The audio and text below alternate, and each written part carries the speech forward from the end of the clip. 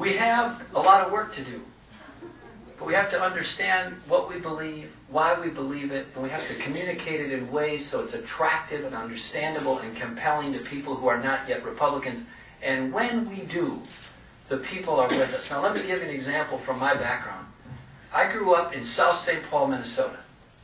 At the time, it was the home of the world's largest stockyards and the world's largest meatpacking plants. Back in the day, it was all blue collar. Everybody on my street worked in the plants or had jobs related to those. Here's my family of origin. I'm the youngest of 5 kids. My dad, for much of his life, was a truck driver, was a teamster. My mom died when I was 16 of cancer, and for much of her life, she was a homemaker. My oldest sister has worked for 45 years as a secretary for the same company, as administrative assistant. My other sister, Rose, is a one-on-one special ed aide in a public school district and a member of the union. My brother, Steve, worked as a member of the United Food and Commercial Workers, putting produce up in a grocery store for 40-plus years as a job, part of it being a union organizer and steward. My other brother, Dan, worked at the oil refinery as a member of the United Atomic and Chemical Workers, and now works as a municipal employee. I was the only Republican in my family for quite a while. The conversation would go something like this. You just want your taxes raised in a state like Minnesota that's so highly taxed? Oh, no, we pay enough in taxes. We're with you on that.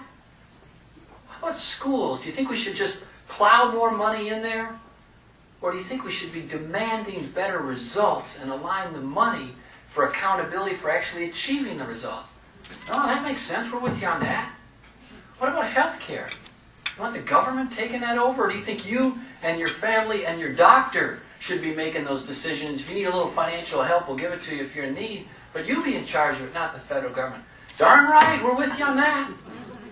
Well, what about even some of the hot button issues? What about Second Amendment issues? What about your gun? Don't touch our guns. We like to hunt and fish in Minnesota. And then you go down the list and 10 top issues, they're with us on 7 or 8 of them. Well, how come you're a Democrat then? Oh, you're Republicans. You're not for the working person. You ever heard that?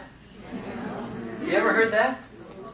Now, you remember the term Reagan Democrats? Of course you do. I use the term to modernize it a little bit. Walmart Republicans. Or Sam's Club Republicans. I said we got to be the party of not just the country club. We also got to be the party of Sam's Club. Now, these folks are with us if we explain it to them. Now, it's a higher burden because our opponents create the illusion that they're giving away free stuff, and people like free stuff. You like free stuff, right? Lou? Don't you? Of course you do. And so they create the illusion that there's free stuff. And you and I know it ain't free.